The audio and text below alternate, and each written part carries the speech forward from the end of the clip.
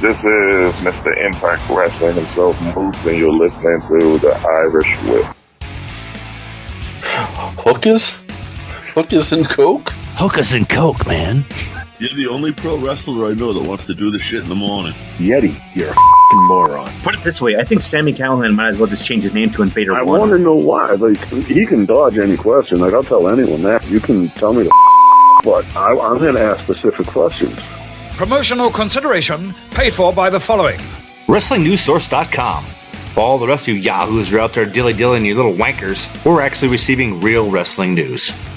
This is Brett screwed Brett. Who are you to doubt El Dandy? Because this guy's a serious professional. Brett screwed Brett. Hold two! Arm bar! Hey, get a nice shot of the brand new Mr. and Mrs. Hunter Hearst Helmsley. I hate you. I hate you. I hate your hat. I hate your t-shirts. I hate your wristbands. I hate your shoes. I hate your music. I hate the C Nation. I hate everything that you stand for. Sodas rule. Yeah, they do.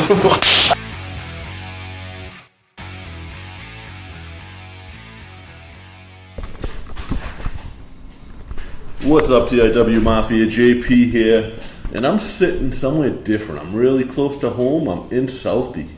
This is where I was born and raised, and I'm sitting in Clown Shoes Beer Hall with the founder, Gregg Berman, and also with the American luchador, Phoenix. Guys, how's it going? Greg, how are you doing today? Doing great. Thank you, JP. No, I appreciate you guys taking the time out of your days. We're going to sit here and we're going to talk about beer and wrestling. Awesome. American luchador. Doing pretty good. It's a good day today. I'm going to talk about a couple of my favorite things, beer and wrestling. Now, the questions are probably going to run along the same line for the 2 years, but I'm real curious, Greg, like, how do you go, I'm assuming you started as like a home brewer. Actually, no. I was the owner of and still am, of a wine distribution company, and I just got into craft beer. I wanted to distribute it. Nobody I wanted to sell me beer would, and I ended up just making my own with other people that knew what they were doing. It's amazing because you guys got like a great product. When I started getting into craft beers, which I'm kind of a beer nerd, one of the ones that everyone told me to go to was Space Cake, and it's been one of my favorites. Mm-hmm. And now it's that pineapple Space Cake, and I have to try that one. Oh, that's great. But you guys also tie in, like I got the coconut sombrero in front of me, and I saw the chocolate sombrero with the luchador on it. What brought that on? What was the wrestling tie-in, I guess? You know, we originally wanted to just make a chocolate stout, and when we did the test batch, it was lacking. We decided to go back, and it ended up having vanilla, cinnamon, ancho chili, so sort of a mole style, and we're kind of an absurd brand. The name would indicate that, and so we just felt when we looked at things that would connect with a mole stout that luchadors and wrestlers were perfect.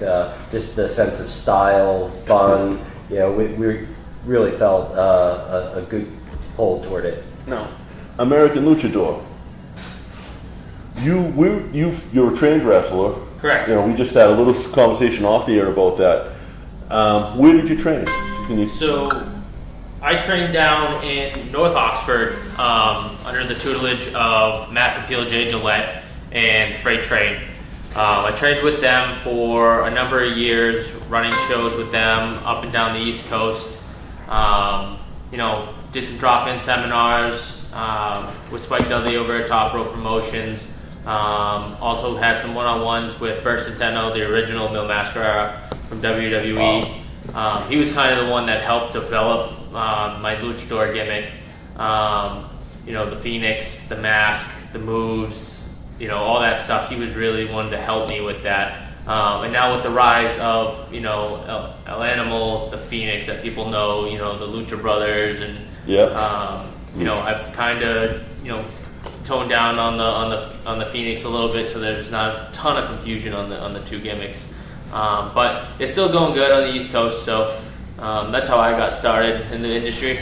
Awesome. And now you're more into like backstage stuff, correct? Yep. So I do a lot of promoting for local events, mostly for Showcase Pro Wrestling out of Woonsocket, Rhode Island, and their training facility over there in Woonsocket.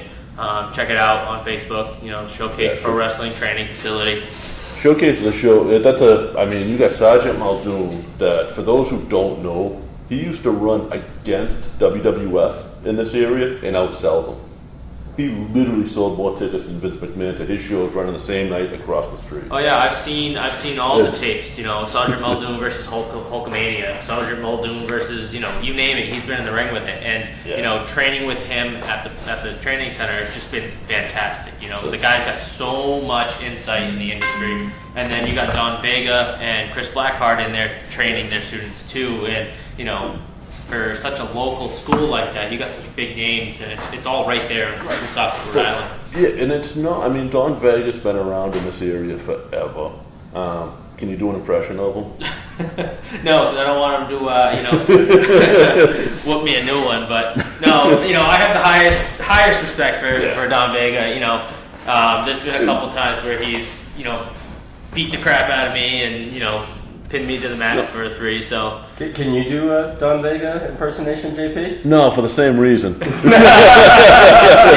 don't call him the Puerto Rican Punisher for There's a few people in this area that do a really good impression of him.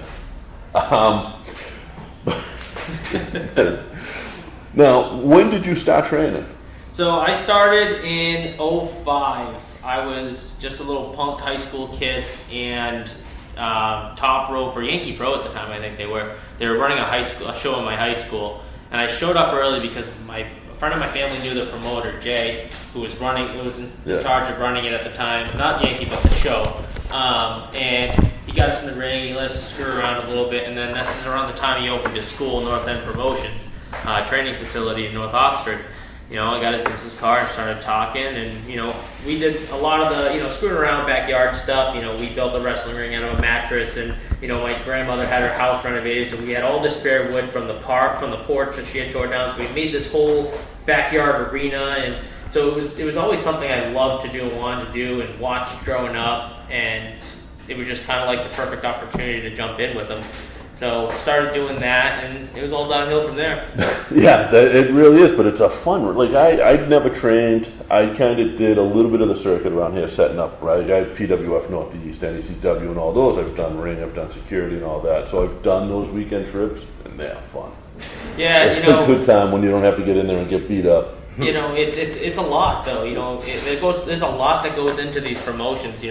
If you're a fan, you show up at, the show's at 7:30 or 8 o'clock, you show up at 7 o'clock, 8 o'clock, and then the doors open and you're in there. And you don't realize what goes into putting these shows on, and there's a lot between just the ring crew and the setup, and I don't gotta explain it to you, but, we're out there, you see these guys in the ring and they're busting their butts, but then most of the time they're the ones taking down the ring, putting up the ring. They're, these guys are hardcore. They do it because they don't do it for the money. They do it because they love the industry. They love the business. It's a hobby. It's a passion for us. Yeah, and if you make it, you make it. But if you don't make it, you're doing your whole thing for literally the hot dog and handshake. Yep, hot dog and handshake. But and if you're lucky, you get some gas mileage. And then you get gas money for the merch you sell. Now, where does it come into play? Where did you come into play with Clown Shoes? How did you get into beer? So similar to you, my first ever Clown Shoes beer was a bomber of chocolate sombrero.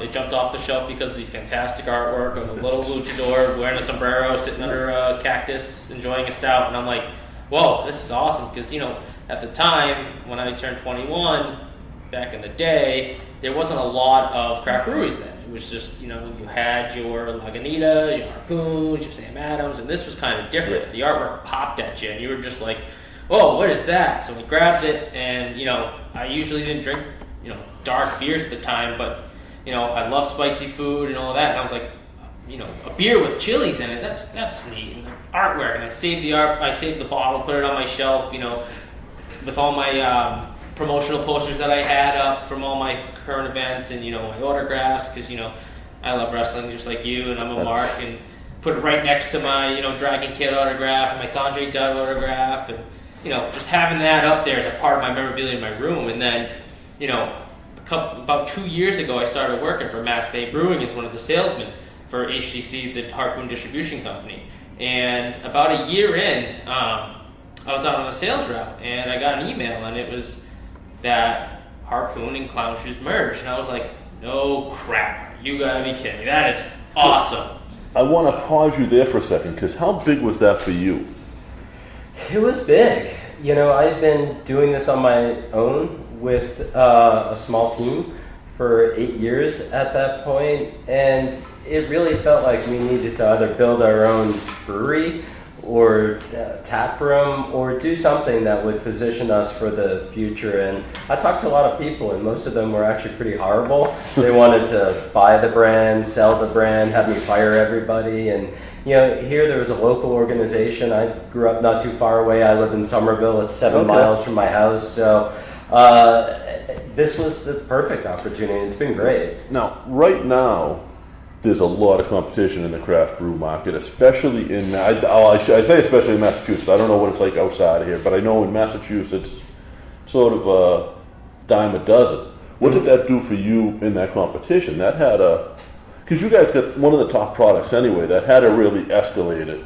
We've been really fortunate that we've grown every single year that we've been in existence. Last year, our first year at Mass Bay Brewing Company, we grew our production by about 25% and our revenue by over 20%. We're out of the gates well today, this year also. But what we have to do is constantly reinvent ourselves and create new products. That's why this year we have coconut sombrero, we have mocha sombrero, we're going to have churro sombrero. So we're expanding our luchador lineup. But what we try to do is just look at what's happening in the industry, look ahead, and create stuff that will be vital and relevant. And we've been fortunate with that recipe and our strategy that we keep growing.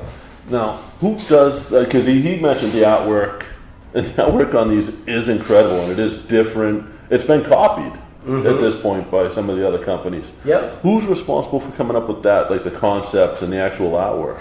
Well, I come up with most of the concepts. I have a great artist in Northampton, Mass. I found him on hireanillustrator.com. And I was desperate. I had an artist that wasn't keeping up and was giving me a little bit of a tough time, though she's a great person and did great work. So we connect, and I give him, generally speaking, a name, a direction, a general idea, and then we'll start with a sketch, and then we make it into a label. I mean, everything sticks out, the name sticks out, so you know you're grabbing a Clown Shoes, but the artwork sticks out as Clown Shoes artwork. It's incredible.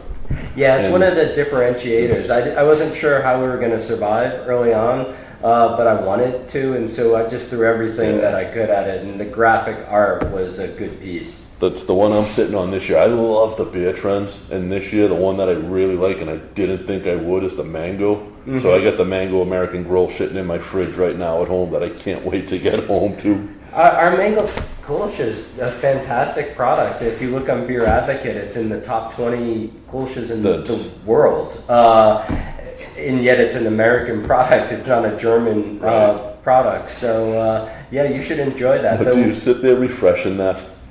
Like, if I was up there like that, I think I would just sit there, have it auto refresh every few minutes. I used to live on those websites, but at this point I check in every now and then. I've gotten so busy I don't have as much time. Well, that's a good thing.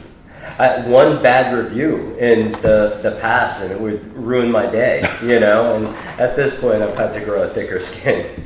Right, but now, so what's it like switching from wine to beer, or do you still do the wine? I still own the wine company, but I have other people manage it. Okay. I'm not as passionate about wine as beer. So for me, that's more of a business endeavor that I kind of got from my family, along with the ability to buy Clown Shoes from my family, because I had to buy the brand from my father. He was part owner of it. So I've only been full owner for about 5 years of Clown Shoes. Well, I was for about 5 years, and now Mass Bay Brewing Company owns it. Right, but so they buy it. Were you scared when they bought it, or was the deal in place for you to stay on as kind of running the brand? That was part of the deal. I mean, they could fire me, but our interests are aligned. I have a 5-year arrangement here where hopefully we'll do well together, and it's been going well so far. Now, it's just so, it's out there for me to be here doing this. Like, it's out. I just sent out a tweet, like, I'm nervous sitting in the beer hall. Because to me, like, this is something, I'm used to interviewing wrestlers. I can do that all day. I'm interviewing basically a CEO at this point of like 2 companies, it turns out. And it's just cool to me. What made you say, yeah, sure, I'm going to meet with this kid? Just out of curiosity for other podcasts that are going to listen to me that might try to reach out to a company. Good question. I tend to say yes to most people that ask to talk to me, first of all, and when it gets into something cool, like wrestling and luchadors, I see no reason not to. I mean, I'm interested in what you're doing also, and in what Russ does. You know, I've actually watched some of the videos, and I just think it's cool, so I'm happy to talk to you. That's what Russ does is a lot harder than what I do. I go in front of a microphone and I can talk and I can have fun and no one sees me. You don't have to see my ugly face. He's out there in front of people. And you don't got to see my ugly face either. That's why I wear you got the mask. You know, I put this, I don the mask. So, but no, yeah, it's you know, being a wrestler, it does have its wears and tears on it. But you know, being in the beer industry, there's a lot of similarities. You know, it's not just, you know, you think beer just sells itself, but just like any pro wrestler, you got to be out there selling yourself as a brand, as a you know, get over with the crowd. It's the same thing. I'm out there, you know, selling Clown Shoes beer with these fantastic labels and the fantastic liquid that they supply. I got to get it over with, you know, the owners of these local businesses and with the consumers, and you know, this beer does sell itself most of the time. It's not hard to sell Clown Shoes beer because it's such a good liquid, and like I said, the artwork on the cans just pop.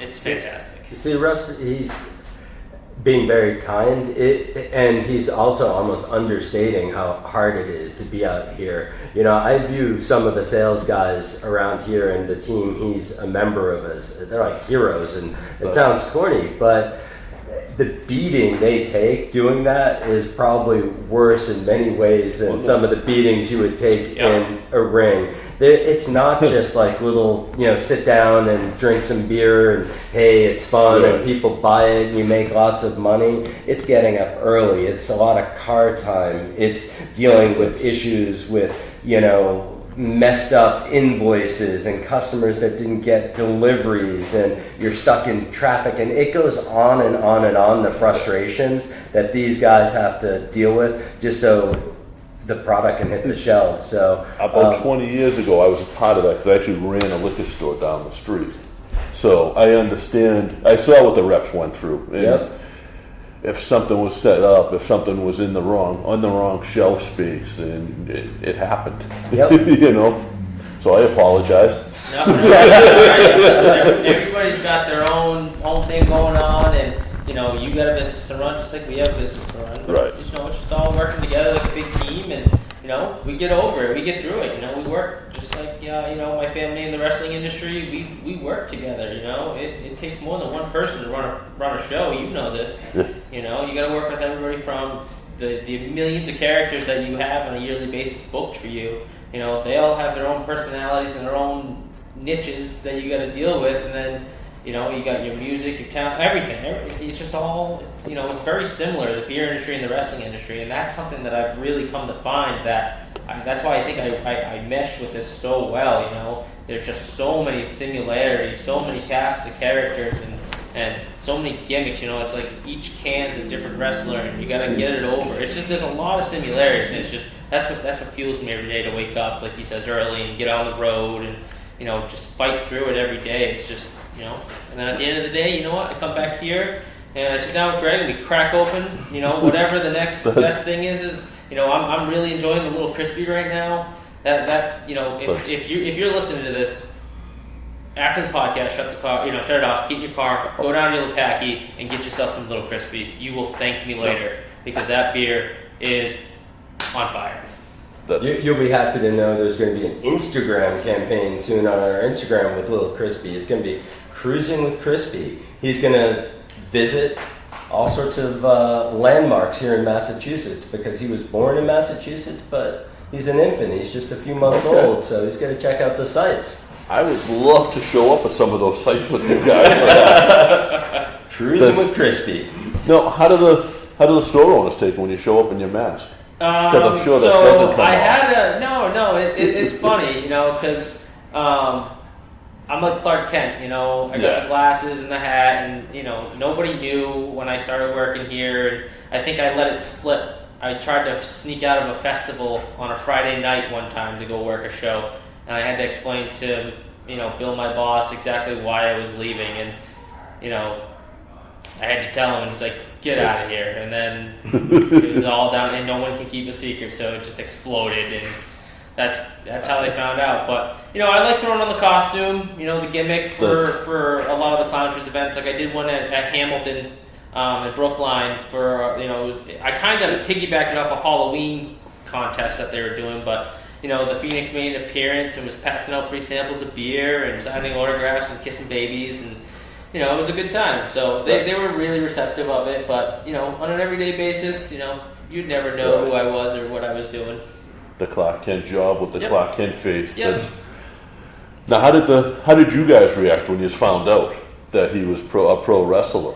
Like that's a big thing because a lot of guys don't want it known, and a lot of guys put it right out there. Yeah, no, I try to keep it quiet, just because of the gimmick alone. But people that get to know me find out that's a big passion of mine, and we thought it was really cool. I mean, we have tried and have found some ways to have fun with it and have Russ come out and represent. So we were super excited to know that we had an actual luchador in the company. Right, and that's about like when I was talking to Brian and he said there's a luchador. I said there's really not many luchadors. I was trying to figure out who you were beforehand because I know a lot of the people in the area.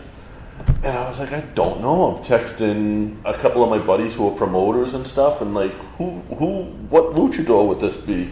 Yeah, it's been a while since I was going under the pseudonym RJ Morris for a little while after, and then I decided to don back on the Phoenix the past couple years and get back in the ring, but that's probably a lot of the reasons. And I don't know where you were asking around, but I was really, really, really, like I said, a weekend warrior, hitting it for 4 shows a weekend back in like the early, 20 teens, working for Top Rope and Showcase and East Coast Championship Wrestling and North End Promotions, people like that, everywhere from Maine to Philadelphia. Just, working for Atlas up in Maine was fantastic, I've met him a few times. This past weekend was down at the Hall of Fame with him. My trainer, Jay Gillette, was just inducted in the Hall of Fame, which was fantastic. Yeah, that's years and years of hard work for Kid USA. Finally great to see him get in there. There's not a lot of dudes wearing the mask besides, jobbers nowadays, which is amazing to me because the popularity with guys like Lucha Bros and Lucha Underground just exploded. So in the history of the masks, like you had people in Japan that were running for office that never took their mask off. Yeah, would run for political office wearing the mask the whole time because they're celebrities out there. The luchadors in Mexico, the Japanese wrestlers with the mask, they're legitimate celebrities, even if they're not on WWE or whatever TV product is out there.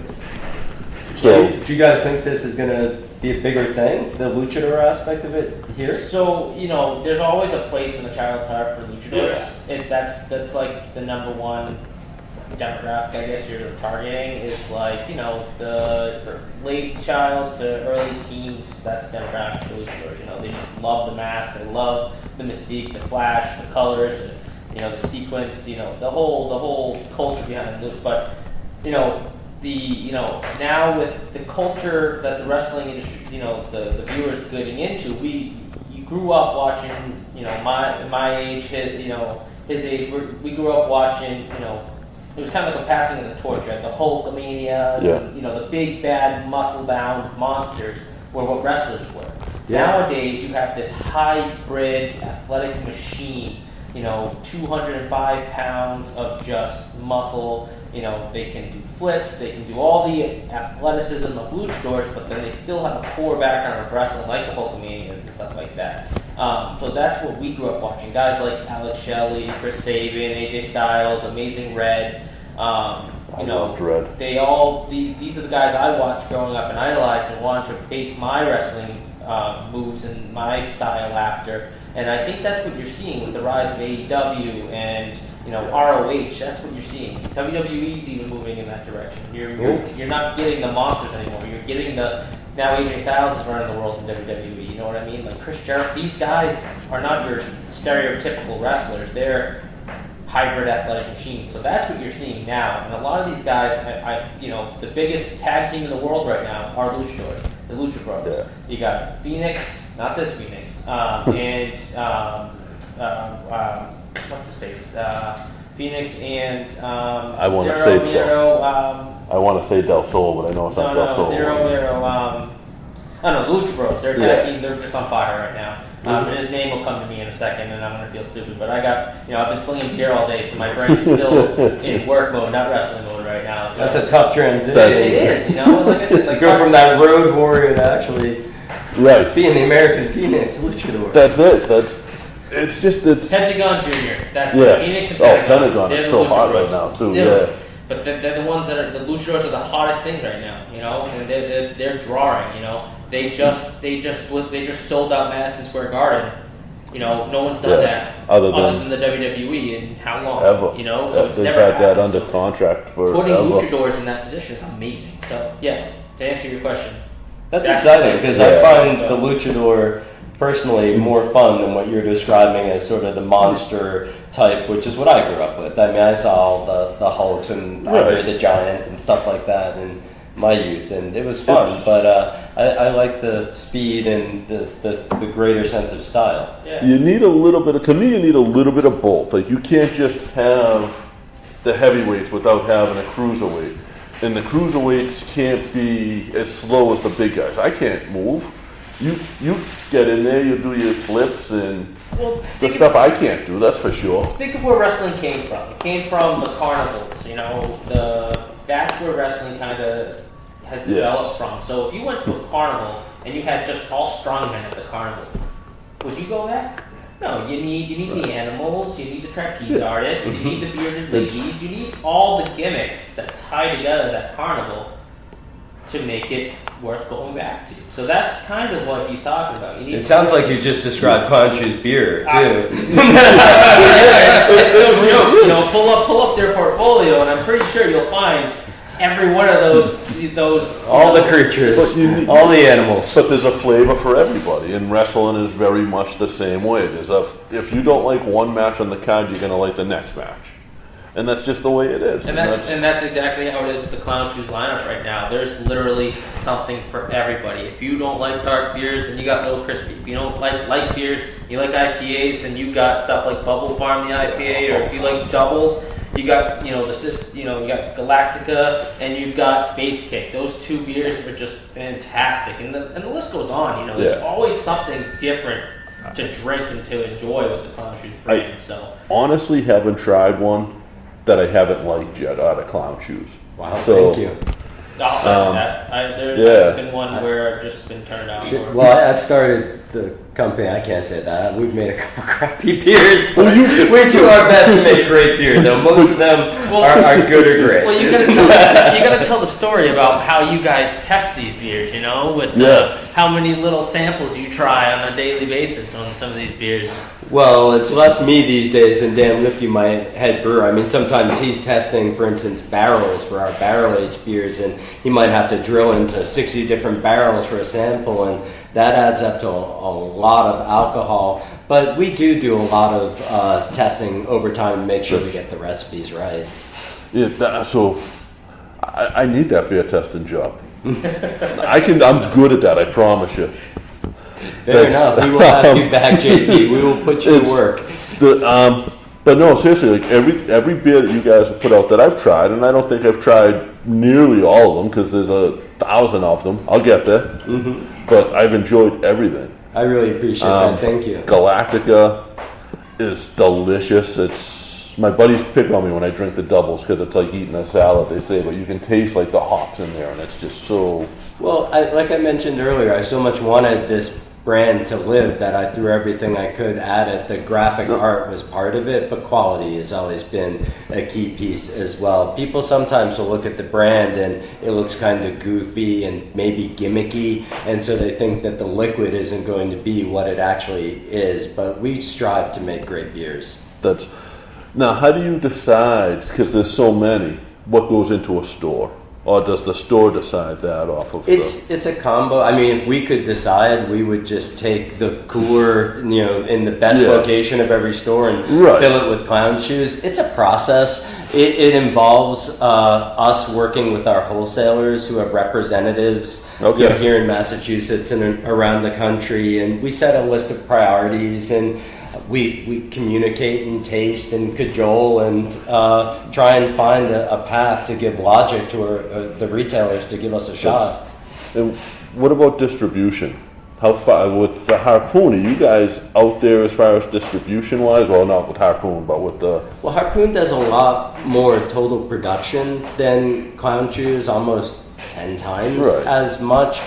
But we are actually distributed in more states in the United States. We're in about 30. Harpoon's probably, I don't know, do you know, Russ, like maybe 18, 20? Yeah, really? In that kind of a range. Wow. Harpoon is what's called a go deep brand, and it's gone really deep in New England, particularly in Massachusetts. We're a brand that the way we were designed, we were built to kind of spread wide, and it fit with our plan. So we're in about 30 states, actually.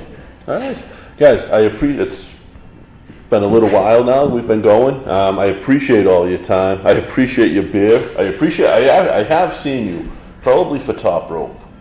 I've been to a bunch of Black Hat shows too, so that might actually be where. Yeah, it's probably most likely. That was Top Rope and Showcase and ECCW were my home promotions. Those are the ones I was mostly working for. So appreciate what you do as well. It's on both ends of it. The artwork is unbelievable, and that's what drew me to you guys as far as reaching out for this. But we're going to be having our own place hopefully in about a year. We were talking about this a little bit before the podcast started. Are you guys going to help me figure out how to have an actual event at our space when the time comes? You bet. If you guys are around next Friday night in Randolph at the Randolph Intergenerational Community Center, there's a New England All-Star Wrestling that's putting on a show. I'll put you guys on the list if you guys want to come through and check that out. Yeah. See, Caleb puts on a good show. I'll show you what he's capable of doing. Yeah. And absolutely. It's a little ways away, but I think it would be a perfect thing for us to do at our space on a weekend when it's nice, drive some traffic, and have some fun. Yeah, I'll send you guys a message. Cool. I'll hit you guys. I assume you're on the Clown Shoes Twitter. Yeah. I'll hit you guys up there, and I'm gonna look you up, and we'll. Would you want to put your Twitter out there? I don't have a Twitter. Or Facebook. I don't have one set up yet. I'm kind of old school. I know I got to get into the groove of things and get the social media set up, but I just hand you a CD with my work on it and a headshot, and that's how I do it. All right. Old school. Someone wants to look you up wrestling on YouTube. Can they do it? You might be able to hunt down some of my older stuff on YouTube. Some spotted shows. Yeah, some old stuff from 2006. You could probably hunt down there, but a lot of my stuff, they weren't taping back then. Right. It just wasn't something that was done. done. They weren't doing. And if they did, the promoter kept it like it was lost gold from El Dorado. They don't give it up. So there is some old stuff on there. So if you're really interested, you can. Otherwise, you want to meet the Phoenix and see some action, come on down to Showcase Pro Wrestling. Like I said, in Woonsocket, Rhode Island, or Taunton, Mass, when they run out there, or come down on a Monday or Wednesday and get in the ring with us. Over at the Showcase Pro Wrestling Training Center in Woonsocket, Rhode Island, and you can find me there, and we can mingle and maybe have a beer after. Awesome. All right, thank you guys. All right, thank you, JP.